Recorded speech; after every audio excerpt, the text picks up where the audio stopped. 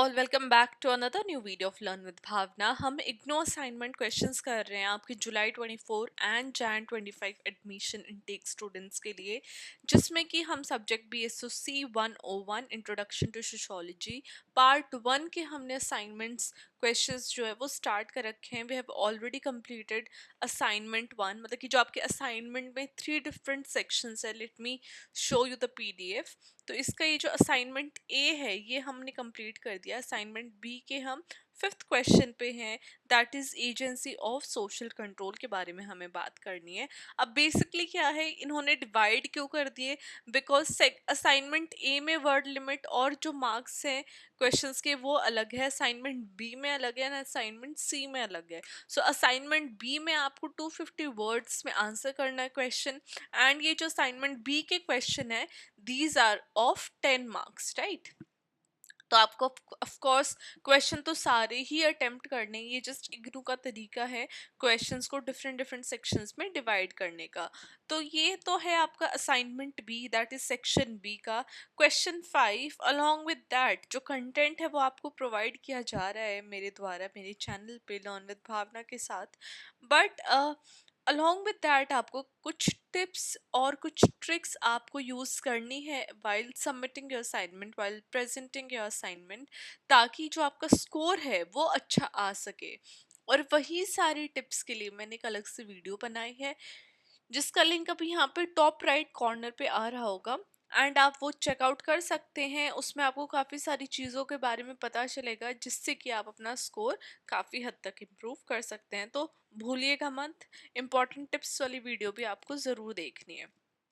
Now we will start with a question जहाँ पे हमें एजेंसीज और सोशल कंट्रोल को एक्सप्लेन करना है।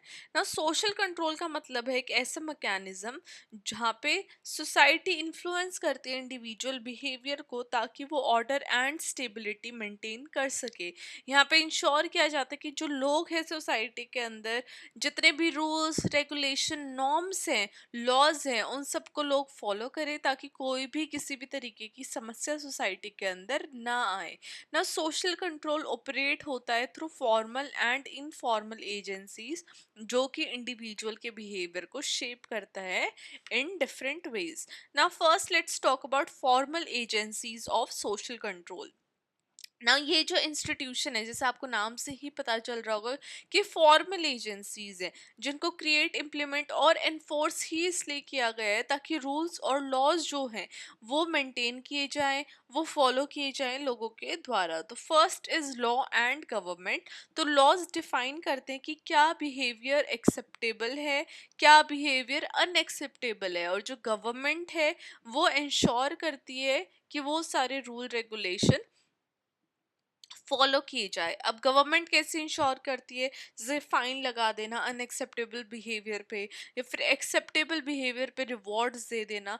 तो इस तरीके की जो लॉ एंड गवर्नमेंट है उसका एक बहुत बड़ा रोल आ जाता है एक्सेप्टेबल बिहेवियर को डिफाइन करने में, एंड जो सोशल कंट्रोल है वो लगाने में। फॉर एग्जाम्पल अगर थेफ्ट एक क्राइम है, वो अनएक्सेप्टेबल है चोरी करना, और जिनको पकड़ा गया चोरी करते हुए उनको अरेस्ट किया जाता है और पनिश किया जाता है बाय द कोर्ट। ना सेकंड इज एजुकेशनल इंस्टीट्यूशन। अब स्कूल और कॉलेजेस हमें सिखाते हैं डिसिप्लिन के बारे में, moral values responsibilities. For example school enforce करते हैं कि भाई यूनिफॉर्म आपको पहन के आनी है, डिसिप्लिन आपको मेंटेन करना है, एंड ऑफ कोर्स स्टूडेंट्स के फ्यूचर बिहेवियर को शेप किया जाता है स्कूल्स के द्वारा। Third is police and military. तो पुलिस मेंटेन करती है लॉ एंड ऑर्डर, वहीं पे जो मिलिट्री है वो नेशन की सुरक्षा का जिम्मा उठाती है। फॉर एग्जाम्पल पुलिस हैंडल करती है कोई भी अगर दंगे वंगे छिड़ गए या फिर वायलेंस को प्रिवेंट करने से, वहीं पे आर्मी हमारी कंट्री को एक्सटर्नल थ्रेट से बचाती है। सेकंड आ जाएगा informal agencies of social control. अब ये सारी एजेंसी क्या है, इनफॉर्मली हमें बिहेवियर को हमारे बिहेवियर को शेप करती है, जहाँ पे हमें कस्टम ट्रेडिशन सोशल इंटरेक्शन इन सब के बारे में जानने को मिलता है, सीखने को मिलता है, रैदर देन लीगल इन्फोर्समेंट। जहाँ पे हमारी फर्स्ट आ जाती है इनफॉर्मल एजेंसी फैमिली। तो पेरेंट्स और जितने भी घर के बड़े होते हैं वो हमें वैल्यूज सिखाते हैं, मैनर्स, मोरल बिहेवियर, ये सब हमें अपनी फैमिली के द्वारा सीखने को मिलता है। फॉर एग्जांपल पेरेंट्स अपने बच्चे को करेक्ट करते हैं जब भी वो कुछ भी मिसबिहेव करते हैं, गलत कुछ बोलते हैं, गलत वो कोई भी एक्शन करते हैं। सेकेंड इज रिलीजन, तो रिलीजियस टीचिंग्स भी प्रमोट करते हैं मोरल कंडक्ट को, और कोई भी हार्मफुल एक्शन जो होता है उसको रिलीजियस टीचिंग्स डिस्करेज करते हैं। काफ़ी सारे जो रिलीजन्स है वो चोरी चकारी झूठ दूसरों को हार्म करने को कंडेम करते हैं, उनको हटाते हैं। एंड ऑफ कोर्स रिलीजन का भी एक डर होता है, भगवान का एक डर होता है, जो कि एक informal way of social control हो जाता है। थर्ड इज पीयर ग्रुप्स, अब फ्रेंड काफ़ी ज़्यादा, आपका जो फ्रेंड सर्कल है वो आपके एटीट्यूड को, हैबिट को, बिहेवियर को बहुत ज़्यादा इन्फ्लुएंस करता है।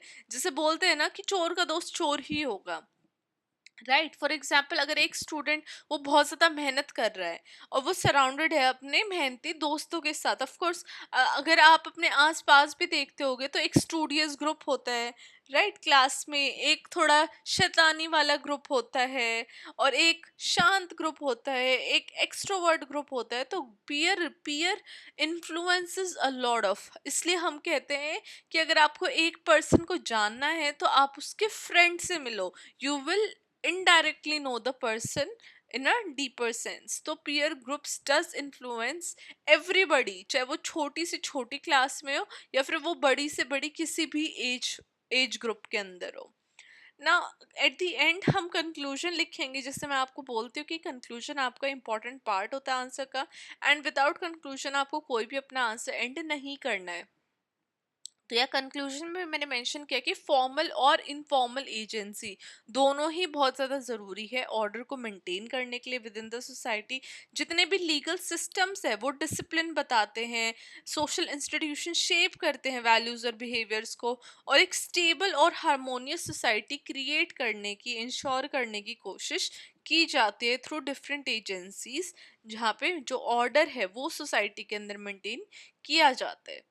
तो ये हमारा आंसर था, जहाँ पे हमने जाना different agencies of social control with examples. Of course आपको एग्जांपल्स प्रोवाइड करने हैं अपने असाइनमेंट के अंदर, and definitely in future in your exam also, क्योंकि एक एग्जाम्पल से क्लैरिटी मिलती है एंड मार्क्स भी अच्छे आते हैं। इग्नो एग्जाम्पल्स के बिहाफ पे काफ़ी ज़्यादा मार्क्स प्रोवाइड करता है। तो ये सारी जो छोटी छोटी जो टिप्स और ट्रिक्स है ना, ये मैंने इंपॉर्टेंट टिप्स वाली वीडियो में बताई हुई है, तो इसलिए वो वाली वीडियो आप ज़रूर चेकआउट कर लेना। एंड लेट मी नो कि आपको ये क्वेश्चन की एक्सप्लेनेशन कैसी लगी। आई होप कि आप लोगों को काफ़ी ज़्यादा हेल्प हो रही होगी आपको असाइनमेंट बनाने में, आपकी अंडरस्टैंडिंग डेवलप होने में। एंड यही मेरा मोटो है, यही मेरे चैनल का मोटो है, to help you not for today assignment but also in future for your exams as well.